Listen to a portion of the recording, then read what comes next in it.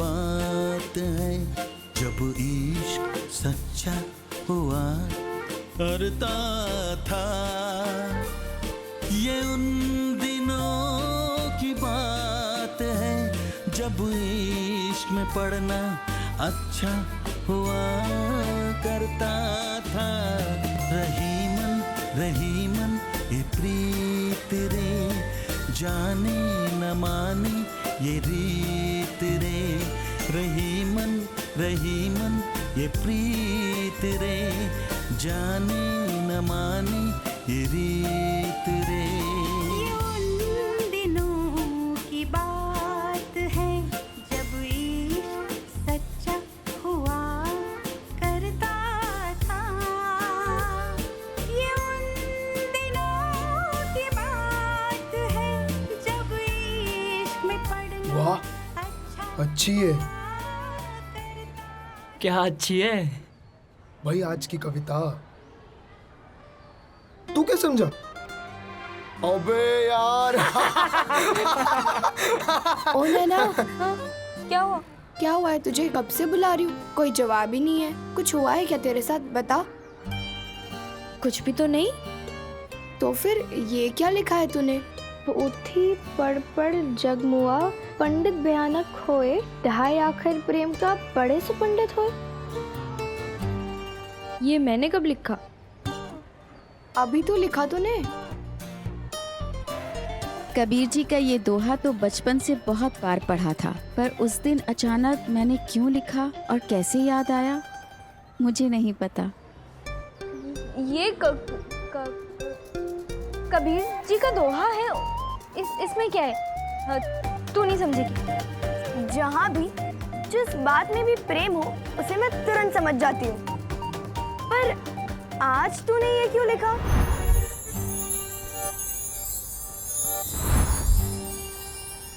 अब वो बचपन से पढ़ती आई हूँ ना ये सब। पापा किताबें घर जो ले आते थे।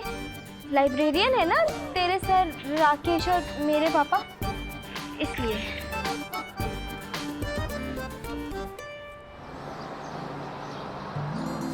अरे भैया आगे जाने दो।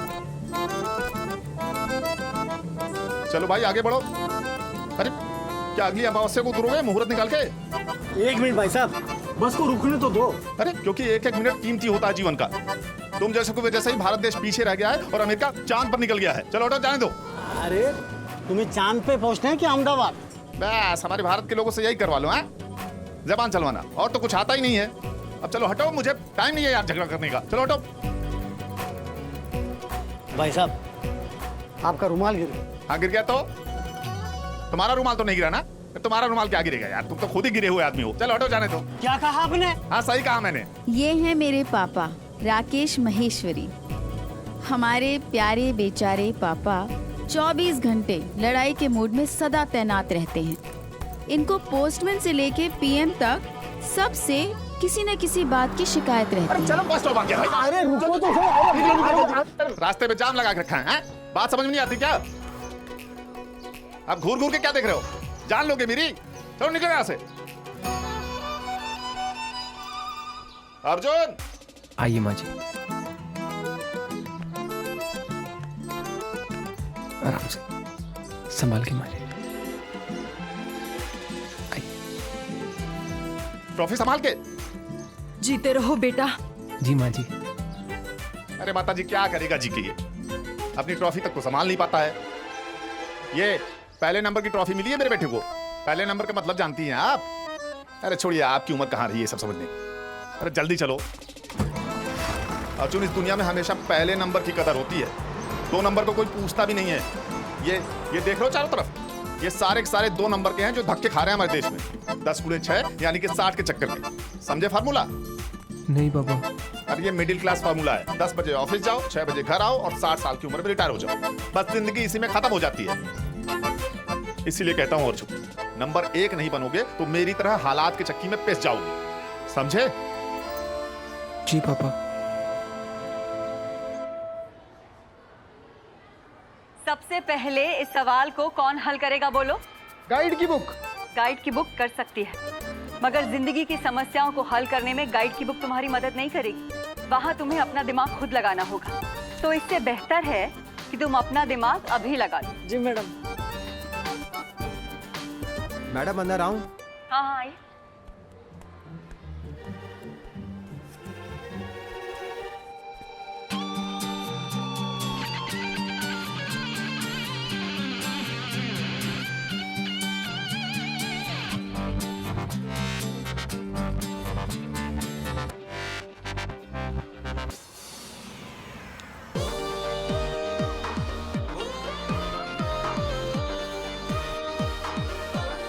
एकदम हीरो है, मायापुरी मैगजीन के फर्स्ट पेज वाला।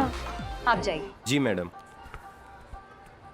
आज से हमारी कक्षा में एक नए विद्यार्थी पढ़ेंगे और वो है समीर महेश्वरी।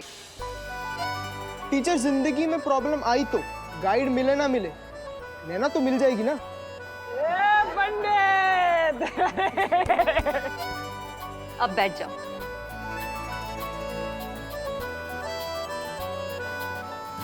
जब से संजय ने नैना को अभद्र शब्दों में चिट्ठी लिखी है, मेरे तो कुछ भी समझ में नहीं आ रहा है। और दूसरा, सर पर इंस्पेक्शन सवार है। न जाने इस स्कूल का क्या होगा जिसे मैंने अपने खून पसीने से सींचा है, यानी कि हम सब ने। बिल्कुल सही कह रहे हैं सर आप। अनुशासन के बारे में कुछ सोचना तो पड़ेगा। वैसे एक सुझाव है मेरे पास।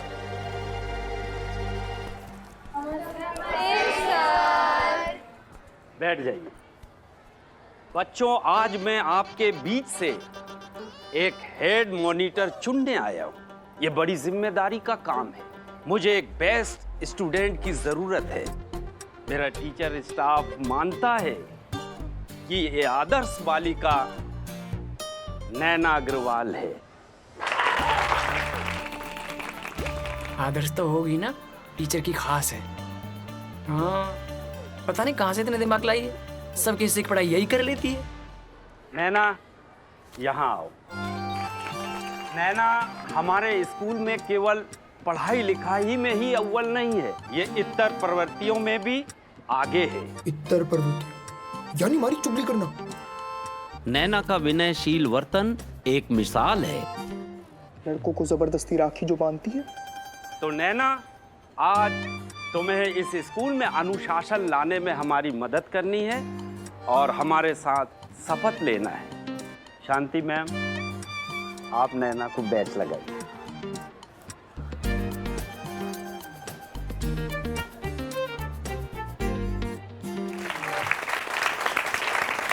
नैना बोलो। मैं नैना अग्रवाल इस जिम्मेदारी का ईमानदारी से पालन करूंगी।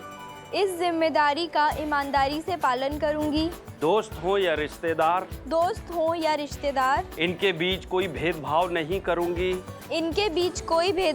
करूंगी। मैं प्रगति विद्या का मंदिर की गरिमा बनाए रखूंगी।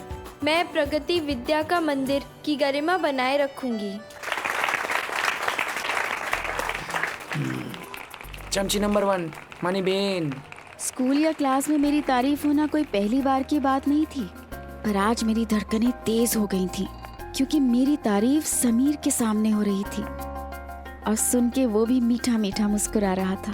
पर हाय, उस वक्त मुझे कहाँ पता था कि वो मन ही मन क्यों मुस्कुरा रहा था।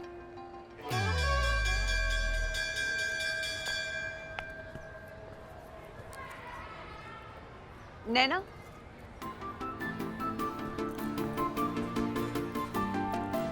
Yes ma'am. नैना, वो जो नया लड़का आया है, उसका नाम भूल गई मैं।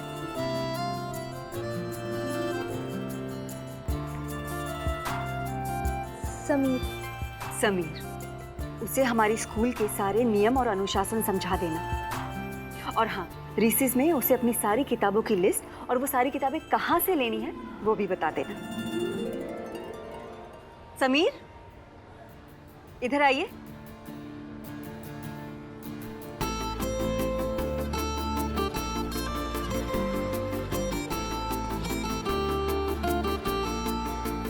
समीर, ये नैना है।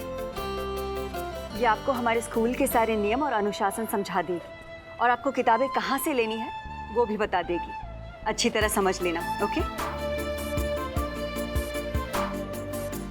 गुजराती में मुहावरा है कि भवतु हतु तो वेदे खायु, मतलब जो टेस्ट पसंद था उसी की डॉक्टर ने दवाई खाने को कहा, यानी कि मुंह मांगी चीज मिल गई। मैं समीर के करीब आने का बहाना ढूंढ रही थी और टीचर ने मुझे वो मौका दे दिया।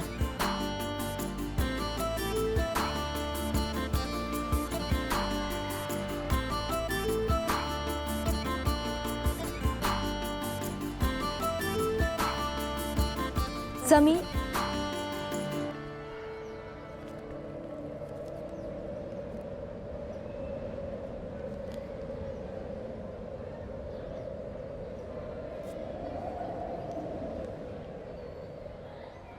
जीव विज्ञान, रसायन विज्ञान, भौतिक विज्ञान, ये क्या कोई संस्कृत का श्लोक है? नहीं नहीं, ये तो किताबों के नाम है। जीव विज्ञान मतलब बायोलॉजी, रसायन विज्ञान मतलब okay okay, I got it, thanks. Sameer के अलावा और कोई ऐसे पढ़े बगैर लिस्ट बैग में डाल देता तो मेरी इंसल्ट होती, पर समीर की तो हर अदा मुझे भा रही थी, इंसल्ट भी। अरे लड़के वाले आते ही होंगे। सुना है बम्बई में नौकरी करता है लड़का, अच्छी वाली। वाह, पूजा को बम्बई शहर का लड़का ही चाहिए था। आपके मुंह में घी शक्कर। पहले अपने घी की बरनी तो देख, सारा घी बाहर फैल रहा है। हे भगवान, लड़के वाले देखेंगे तो क्या कहेंगे। अब लड़के वाले पूजा को देखने आ रहे हैं, मुझे देखने थोड़े ना आ रहे हैं।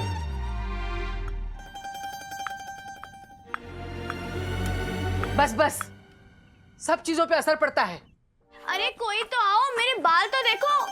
मम्मी, लड़के वाले मुझे देखने आ रहे हैं, किसी को मेरी फिक्र ही नहीं है। अभी तक मैं तैयार भी नहीं हुई।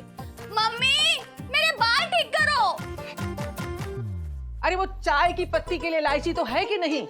अरे राम, कुछ मांग दिए तो क्या करेंगे? राकेश भैया आने ही वाले होंगे, उनके सामने वो नैना की चिट्ठी वाली बात मत कीजिएगा, वरना मूड खराब करेंगे। उसका तो 12 महीने मूड खराब रहता है। नमस्ते भाई साहब। चाचा जी नमस्ते। आपको पता है भाई साहब, अर्जुन की टीम मैच जीत गई और ये man of the match award मिला इसे।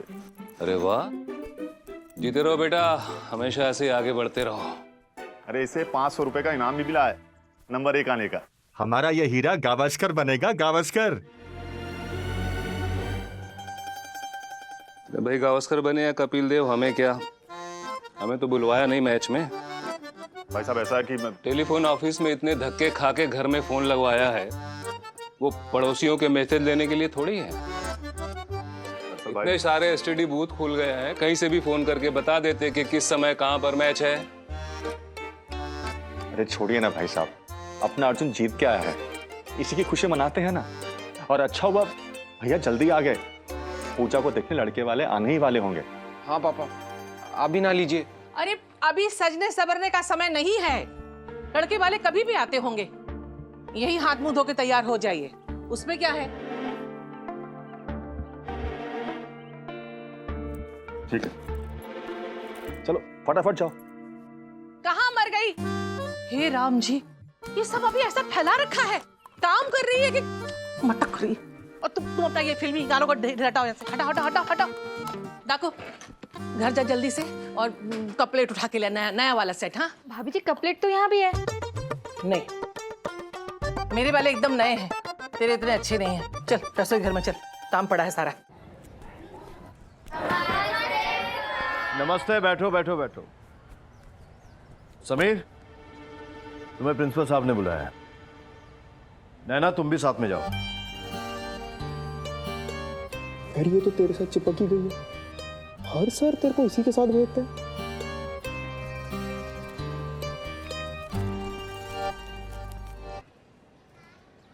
भाई साहब, घर ढूंढने में कोई दिक्कत तो नहीं हुई? नहीं नहीं, बिल्कुल नहीं। ये समोसे लीजिए ना, एकदम फिरे से, हमारे अहमदाबाद के नारंदास फरसान वाले के फेमस। अरे बस बस बस, और कितनी खातिरदारी करेंगे आप। वाह भाई वाह, बुजुर्गों की ट्रेनिंग और उनके संस्कार तो बच्चों में नजर आ ही जाते हैं। सही कहा भाई साहब आपने, जैसा वृक्ष वैसा ही फल। मुझे आपकी बेटी पसंद है।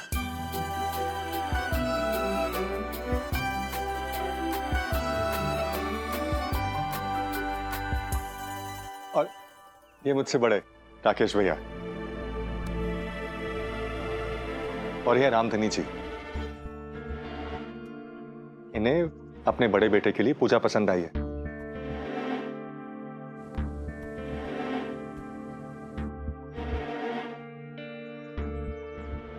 आपकी बेटी पसंद आई थी, अब नहीं।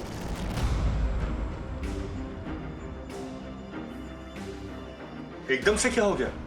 जिस लड़के का ताऊ ऐसा झगड़ालू हो, बदतमीज हो, उसकी भतीजी मैं मेरे परिवार में नहीं लाऊंगा। आपको जरूर कोई गलतफहमी हुई होगी। गलतफहमी थी, अब दूर हो गई। जैसा वृक्ष वैसा फल। अगर इस घर की लड़की मेरे घर में आएगी तो मेरे घर में झगड़ा लगवा देगी और मेरे परिवार का बंटवारा करवा देगी। भाई साहब, आखिर हुआ क्या है? अपने भाई साहब से पूछिए। नमस्ते।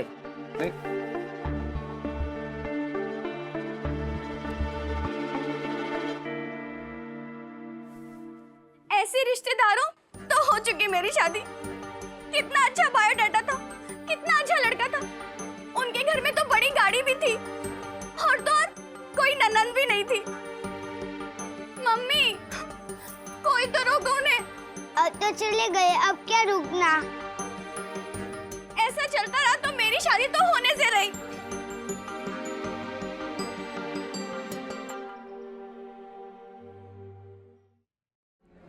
सर, मैं अंदर आ सकता हूँ? हाँ, आइए। सर यही था वो लड़का जिसने धक्का दिया था, वो भी जोर से। सर ये देखिए सर, इसने क्या किया। नो सर, ये सब सही नहीं है। नहीं सर, सच में। हम तो चुपचाप बास्केटबॉल खेल रहे थे सर, इसे थोड़ी सी बॉल क्या लगी, इसने हमें आकर मारना शुरू कर दिया। सर, ये सब जो भी बोल रहे हैं सही नहीं है। नहीं सर, हम झूठ नहीं बोल रहे हैं सर। ये देखिए सर। शांत हो जाइए। देखो समीर, तुम इस स्कूल के लिए नए हो, तुम्हें यहाँ के अनुशासन का अंदाजा नहीं। आखिरी मौका देता हूँ, सच सच बता दो। अगर झूठ बोलते पाए गए तो मैं तुम्हारा एडमिशन रद्द कर दूंगा। सर, आप मेरा यकीन कीजिए।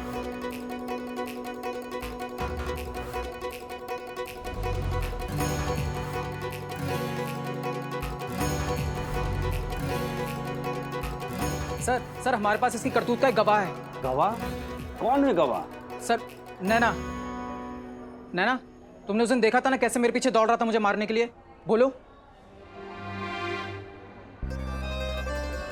आदर्श तो होगी ना, टीचर की खास है।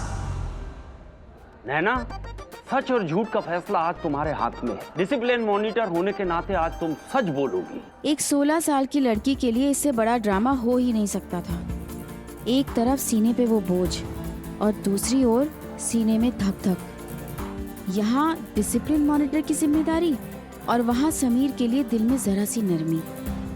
दिल में स्टीरियोफोनिक साउंड में दुविधा बज रही थी। यानी एक तरफ दिल दीवाना मन में बज रहा था और दूसरी ओर उसी दिन ली गई शपथ कानों में गूंज रही थी। अजीब कश्मकश थी। तब तो क्रिकेट में थर्ड एम्पायर भी नहीं होता था, वरना उसी से पूछती। पहले कई बार सुना एक शब्द आज समझ में आ रहा था, धर्म संकट। मेरी एक एक धड़कन धर्म संकट से धड़क रही थी।